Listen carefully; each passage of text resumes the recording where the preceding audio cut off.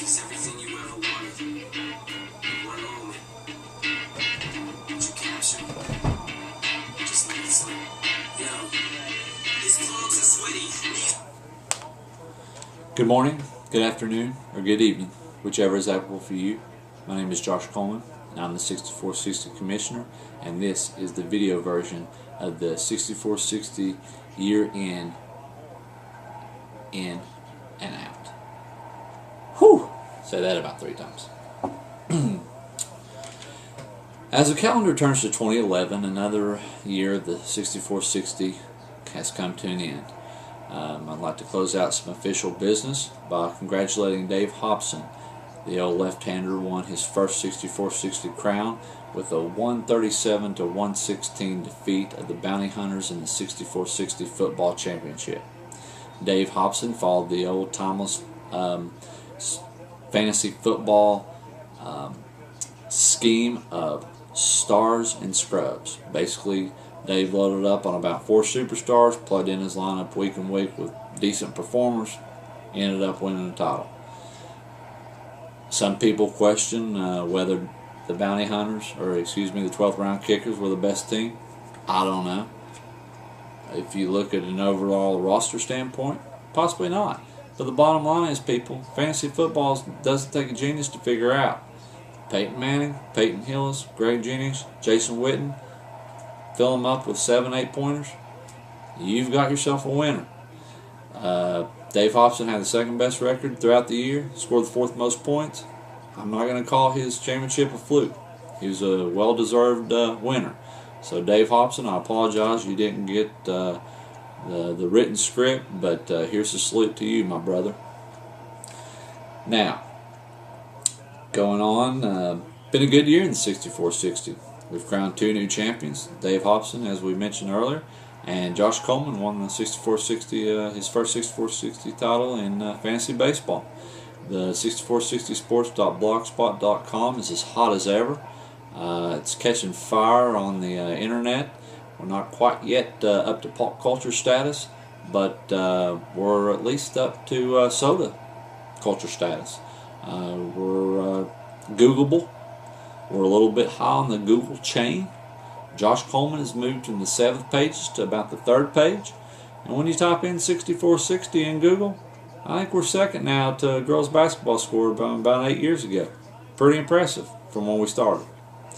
We've had some additional contributors to the blog this year. Todd Whitley's produced a couple of columns. GRC3 produced a few.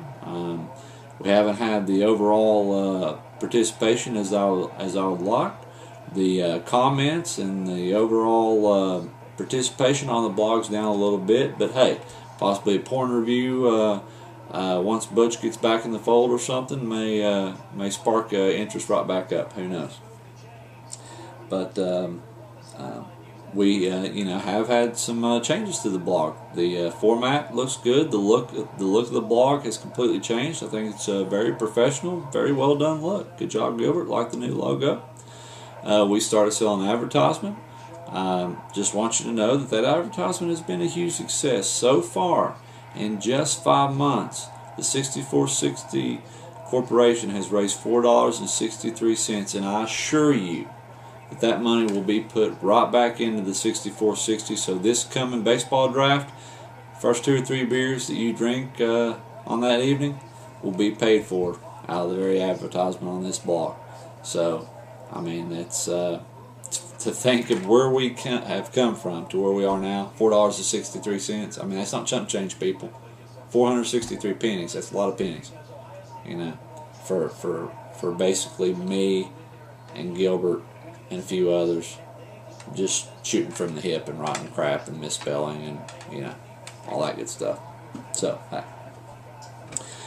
Over the holiday, there was an award presented to it was an award that I created for the 6460 Comeback Owner of the Year. I had trouble kind of thinking of a name. I could call the Josh Hamilton Trophy or whatever. I mean, I could use a sport athlete, but I decided that no one made more of a comeback last year than Betty Watt. That in combination, that when I say Betty Watt, people either say Watt or they laugh and make fun of me. So what better way to name a trophy than to humiliate me? So the Betty Watt Trophy was presented to Todd Whitley over the holiday season. Todd was banished from the 6460 2 years ago for lack of participation, bad ownership, everything we don't want out of a 6460 owner. For months, Josh, buddy, I was hooked on acid. Got a bad crack habit. I'm addicted to meth. I live in Rowan County. I mean, come on. It's an epidemic here. After like nagging me, I was like, Todd, prove it to me. So last year around the holiday season, I lifted the ban, his lifetime ban from the 6460, and Todd rewarded me with great ownership. Todd was a top-notch participant, active, made good moves. Though the on-field success wasn't warrant of the effort that he put in, the bottom line is Todd Whitley was a comeback owner of the year, and it made there's not a day went by that I've regretted my decision to lift the lifetime ban and allow him back into the 6460. So Todd, congratulations. Which brings us to the other 6460 trophy, which is the Abbott Trophy. Now, most of you know that me and Christopher Lee once again finished in a tie, and by the bylaws, this should go out to a vote among the 6460 owners, and they should vote for the owner of the year. Chris will no doubt argue that he ran away from baseball, he had the better record in football, he made playoffs in both, he technically didn't lose a playoff game, lost via the tiebreaker in both formats, and those are all very good points. He'll point toward his most points scored in football, and he'll point to all the great roster moves that he made. On the flip side, I will point to the fact that I also made both playoffs, that I have a championship trophy to my credit, that I had the best power ranking in baseball, and I scored the second most points in football. I'll kind of hang my hat on that.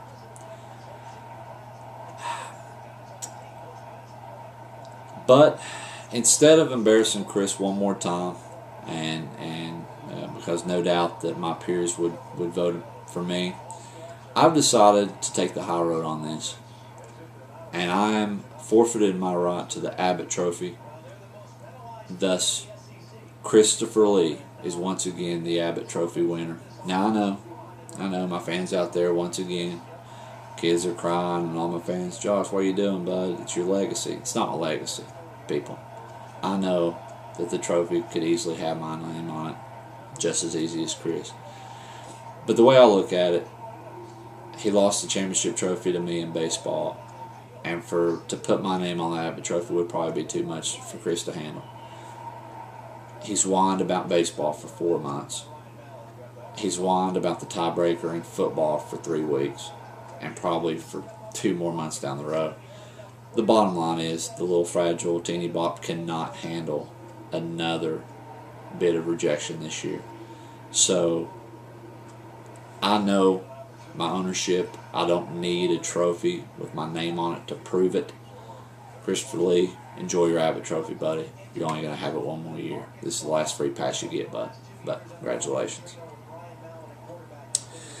So as we pretty much close the book on 2010, we kind of look forward to 2011. Upcoming on the 2011 calendar, first kind of a little thing. I'd love to see more participation from everyone on the blog, from blog contributions, article contributions, to comments. People, the blog is for us to get the 6460 into pop culture. Whether it's a spot in pop culture, whether it's a stain, whether it's just freaking just bad for society. The point is, we want 6460 at the bottom of the ESPN ticker. Will it get there next year? No. Will it ever get there? Probably not. But, you know, a little puff piece in National Daily probably wouldn't be too bad, people. That's our goal. But outside of the long term, we want ownership. We want active ownership. We want good ownership. We want smart, sharp people in our leagues. We want to have the best fantasy league in the tri-state area. And we're going to get there, people. I'm going to network a little bit, but we're going to get there. We are going to be the best and elite fantasy league in the tri-state area. Now, some little housekeeping. February the 6th, Super Bowl party at the 6460 headquarters. Food, drink, good times. I want the baseball league to be filled up by then, because on February 6th I am planning on having the lethal lottery, which was a huge success last year. It was gave everybody a month or so to know where their draft position was. So we are going to do the lethal lottery during the Super Bowl festivities. If anyone knows anyone who would be interested in participating in baseball, please have them contact me, or please give me their information where I can contact them. jshbr@aol.com, and the CELI number is 606-585-5746. So, if you know anyone. On February the 26th or 27th, we are going to have an owners meeting. The place is yet to be determined, as well as the time. I'll get with everyone, try to find out the optimal time where the majority of people can be there. Just go over scoring, roster questions, what have you. And then on March the 12th will be the 6460 baseball draft. Once again, here at the 6460 headquarters. It'll be... I hate to do it that early, but due to some scheduling conflicts and some commitments that the 6460 ownership has on future dates, that is really about the only time that we can have it. If it's an issue with your schedule, please get with me and we can see what we can work out. So March the 12th will be the 6460 baseball draft. So hope everyone can make it, and I hope everyone will sign back up for another great year of 6460 action. Just a little additional housekeeping. Just want you to know that 6460 now has card magnets, as well as a 6460 baseball pencil, 6460 football pencil, 6460 buttons, and the most popular thing in the 6460 gift shop is the 6460 sports koozie.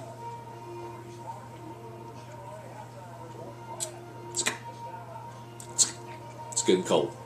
Good and cold, just the way we like it here at the 6460. So, that pretty much wraps it up. I want to leave you with this. The 6460 is moving to become a leader in the industry. How will we get there? Clear eyes, big heart, can't lose. His weak arms are heavy, his garment on his sweater already. Mom's spaghetti, he's nervous, but on the surface he looks calm and ready to drop bombs. But he